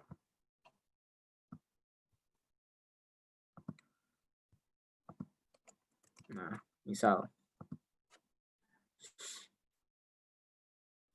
Nah, ini variabel X. Ini variabel Y. Kayak gitu. yang perlu teman-teman ingat gitu kan, ketika kita main machine learning, ini dari segi sintaks saja sih. Teman-teman ketika mendefinisikan variabel X, itu teman-teman harus definisikan dengan kayak gini, kurung sikunya 2. Kayak gitu. Kenapa kurung sikunya harus 2? Karena kurung siku 2 itu akan menghasilkan gitu kan,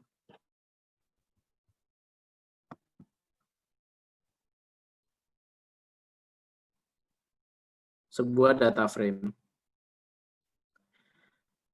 Kalau kurung siku 1 kayak yang Y ini, dia milih 1 kolom doang.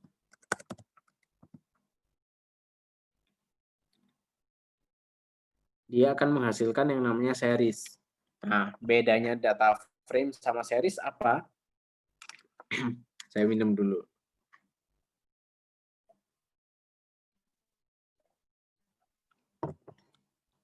Bedanya data frame sama series apa? Data frame itu lebih ke tabel atau multidimension ya, multidimensional apa ya, array gitulah, lebih ke tabel bentuknya. Tapi kalau series itu lebih ke 1 kolom doang, kayak gitu. Nah, bedanya mungkin kayak gini ya, bisa kita lihat. Misal kita pilih 1 kolom, tapi pakai format 2 kurung siku. Nah, ini tampilnya kayak gini nih. Bagus gitu kan. Kalau kurung sikunya cuma 1, dia akan tampil kayak gini. Karena kalau kurung siku 2, itu dia masih dianggap data frame, tapi kolomnya cuma 1. Kalau ini dianggap series. Nah, kenapa aku ngejelasin hal kayak gitu panjang lebar? Soalnya ini akan berpengaruh ketika kita nge-training machine learning nanti. Karena kita pakai scikit-learn untuk melakukan training machine learning, nah kita formatnya seperti ini. Untuk variabel X, itu kurung siku 2, variabel Y, kurung siku 1. Kayak gitu. Correct me ya, kalau aku ada salah gitu dalam menjelaskan. Kalau teman-teman mungkin ada yang lebih tahu gitu. Nah, selama ini saya selalu dengan format kayak gini. X kurung siku 2, Y kurung siku 1. Nanti akan kita lihat. Kalau enggak, biasanya di step ini, di sini ada error biasanya. Kayak gitu. Nah, oke, kita udah cek tadi untuk data. Kita udah cek untuk data X dan Y kita, gitu kan. Nah, lalu kita melakukan pre-processing selanjutnya. Jadi ibarat hal yang kita lakukan tadi itu, kita pisahin data kita ke variabel. Variabel X adalah predictor ya, data yang kita gunakan untuk memprediksi. Variabel Y adalah data yang kita prediksi, kayak gitu. Nah, selanjutnya kita akan melakukan train test split, kayak yang saya jelaskan tadi. Kita harus membagi data kita ke 2 bagian, yaitu data training dan data testing. Kira-kira kayak gitu. Di sini saya pakai library namanya scikit-learn. Nah, ini library banyak banget lah isinya. Dari teman-teman mau data pre-processing, teman-teman mau import algoritma machine learning-nya, sampai teman-teman evaluasi model, di sini semua ada function-nya. Kayak gitu. Jadi ini paling banyak dipakai sih kalau teman-teman mau main di machine learning. Gitu. Nah, ini saya ini cara import gitu kan, yang berbeda. Kalau kita tadi import pandas langsung gitu kan. Nah, kalau ini kita mau import cuma 1 function-nya aja. Kayak gitu, yaitu train test split.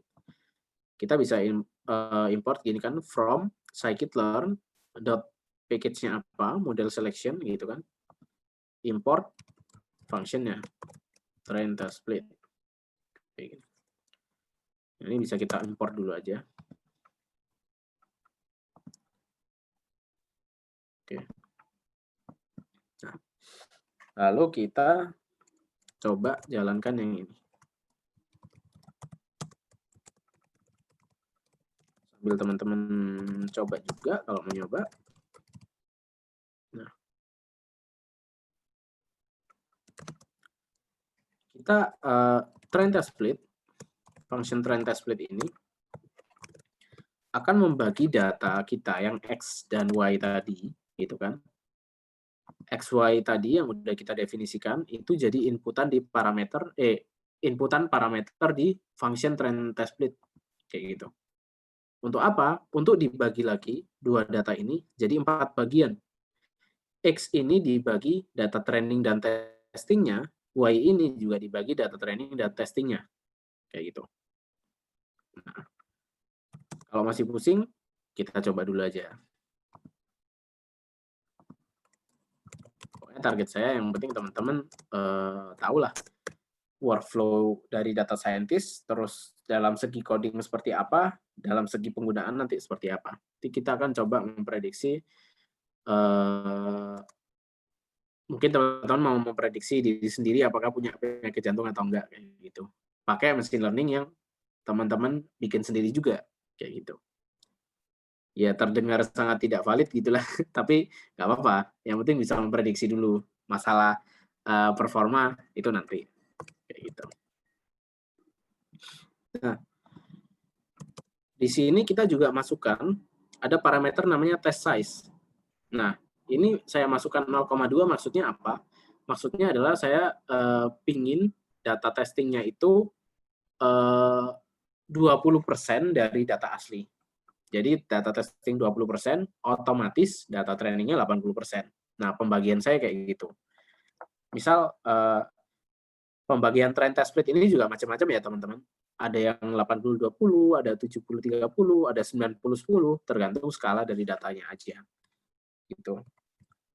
Misal ini saya atur 0,3, berarti data trainingnya ya 0,7 atau 70% dari data asli. Gitu. Nah, jangan lupa dikasih random state. Random state ini, nah ini paling susah nih jelasinnya. Random state ini dia agar trend test split ini kan dia membagi data ke data training dan testing ini ada randomnya kayak gitu. Nah, random state ini value-nya terserah. Teman-teman mau tulis ini 42, 42 juga nggak ada alasannya sih. Saya mau kasih 0 atau 123 itu terserah. Tapi yang jelas, teman-teman ketika melakukan ngeran trend test split ini secara berulang-ulang, pastikan random state-nya sama. Biar data yang teman-teman dapatkan itu kocokannya sama semua, randomnya sama semua. Sementara gitu. Kalau ada yang mau, kalau pusing biasanya sering ditanya nih random state. Nah, ini kita mau cek aja shape-nya ya, shape dari data yang dihasilkan oleh trend test split gitu. Teman-teman langsung bisa panggil atribut shape gitu kan. Test.shape. Nah, kita bisa run. Nah, ini ya. Kita lihat X-train-nya .shape. Ini 56.000,2. Maksudnya adalah data training kita yang X itu ada 56.000 baris data dan ada 2 kolom. 2 kolom dari mana? Ya kolom yang kita pilih tadi. Yang saya pilih ya, umur sama berat badan. Kayak gitu. Terus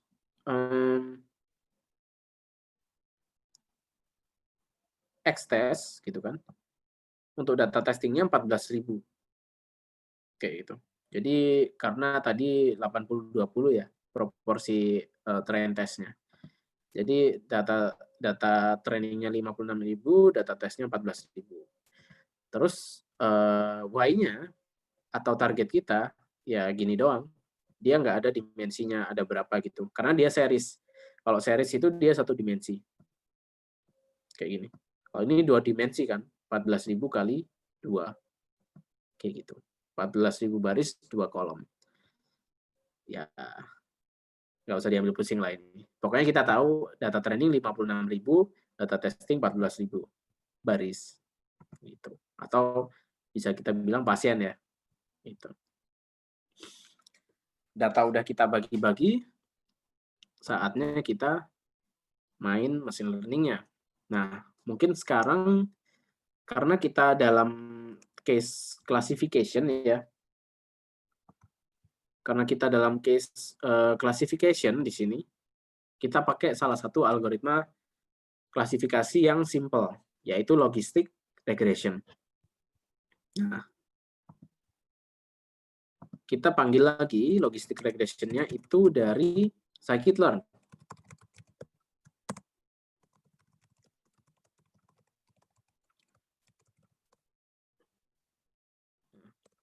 Kita import ya sekaligus kita ini ya instansiasi ya objeknya. Logistic regression. Jangan lupa kurung buka, kurung tutup. Nah, kita instansiasi atau kita ambil logistic regression-nya, kita masukin ke variabel LR. Kayak gitu.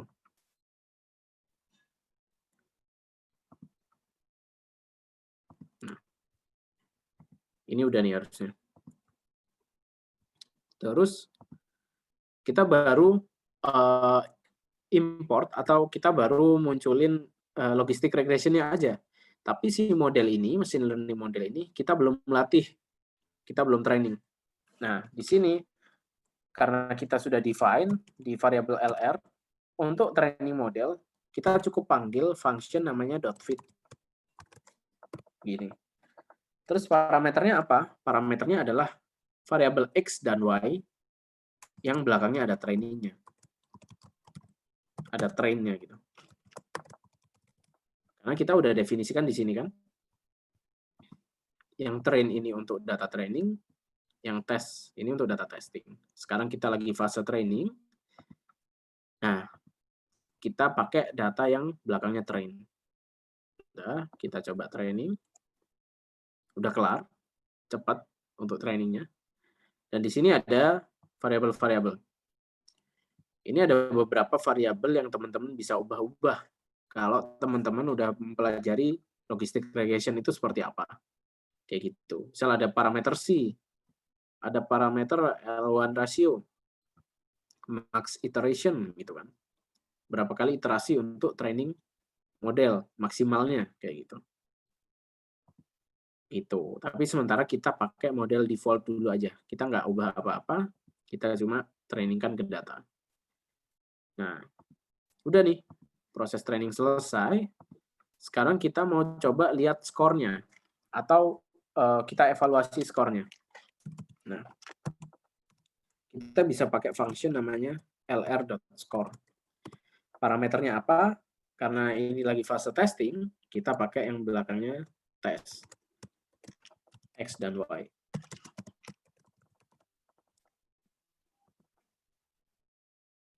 Nah, udah keluar nih. Di sini lr.score, function.score ini dia pakai metrik yang namanya akurasi ya. Jadi sekedar salah berapa di sekedar benar berapa dibagi keseluruhan sampel dikali 100%. Kayak gitu aja. Ini nggak dikali 100% sih. Tapi kita bisa bilang akurasi model kita 61%. 61-62% lah. Kalau mau dibulatkan gitu kan. Nah, ya 60% untuk menggunakan dua variabel ya lumayan lah ya.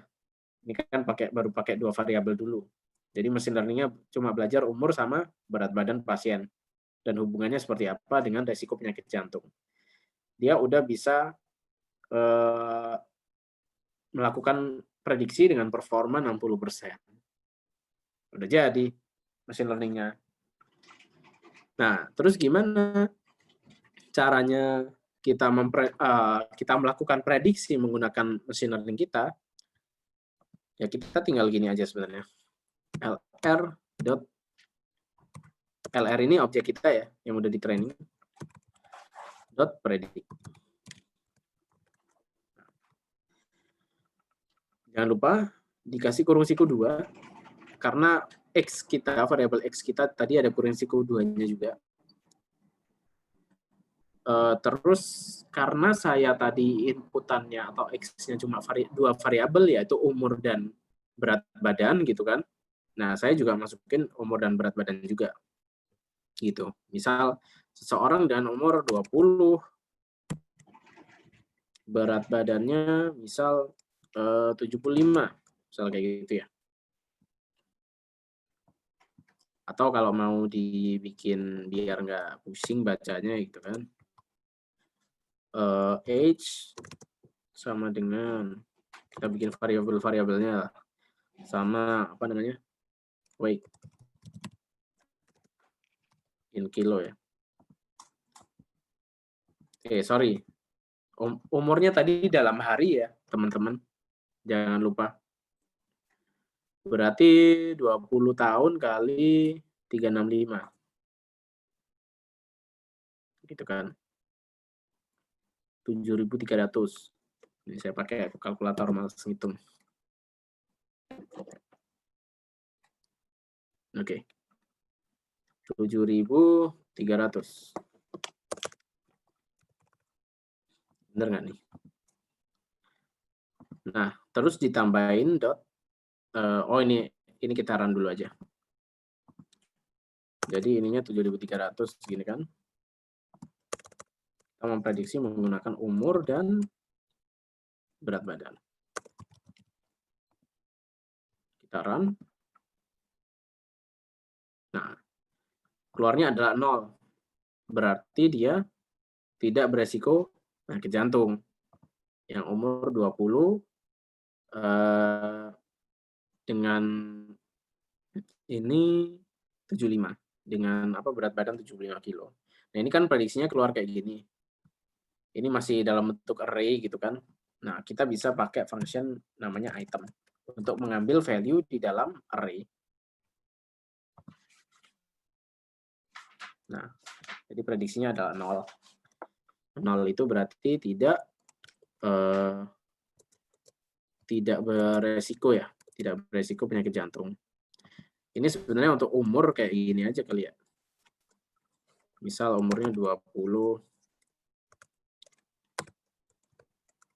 age in days, age misal dikali 365 gitu kan, harinya. Terus yang masuk di sini age days. Dah, gitu aja. Misal kita ubah. Nah, ini kan performanya masih buruk. Kita tes lagi pakai value yang lain. Misal berat badannya 150 kilo. Umur 20 tahun gitu kan. Nah, karena performanya buruk, dia masih mendeteksi umur berat badan 150 kilo itu masih nggak berisiko penyakit jantung tuh. Nah, ini bisa macam-macam nih. Ini kita lihat sebagai pakai logika manusia gitu kan. Berat badan 150 kilo kan juga mungkin bisa kita bilang agak over gitu ya. Dan kalau pakai logika kita gitu kan, ya mungkin bisa jadi beresiko gitu. Nah, tapi machine learning masih belum bilang itu nggak beresiko. Bisa aja karena performanya masih buruk. Karena dia baru belajar menggunakan data umur sama berat badan. Belum pakai tinggi badan, belum pakai data-data yang examination kayak glukosa, terus sistol, diastol, smoking, alkohol, kayak gitu, itu belum masuk. Karena dalam prinsipnya ketika kita mentraining machine learning, semakin banyak data, itu semakin baik. Karena machine learning semakin banyak belajar, semakin banyak bahan belajar. Kayak gitu. Kalau datanya dikit kayak gini, jelas performanya buruk. Misal, nih, kalau saya masukin beratnya 1 ton gitu kan,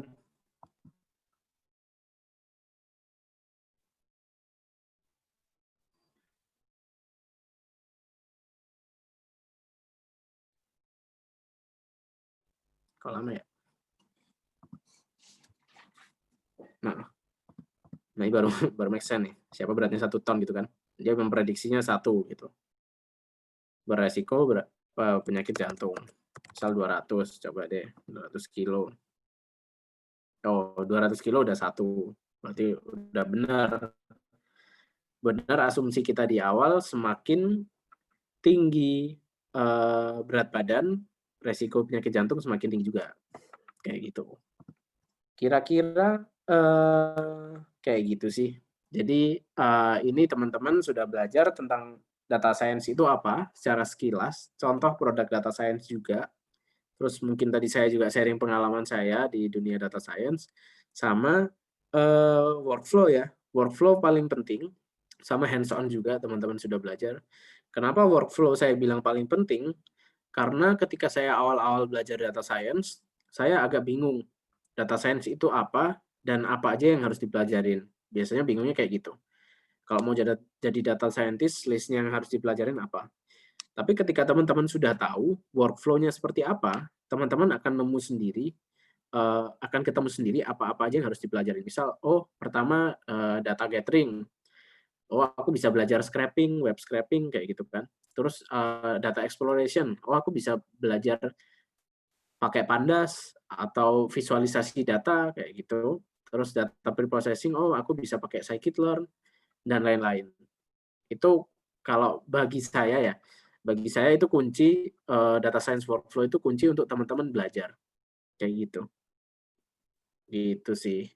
Mungkin sampai sini aja untuk pemaparan materi dari aku. Mungkin selanjutnya bisa dilanjut Q&A. Aku kembalikan dulu ke Prana. Silakan Prana.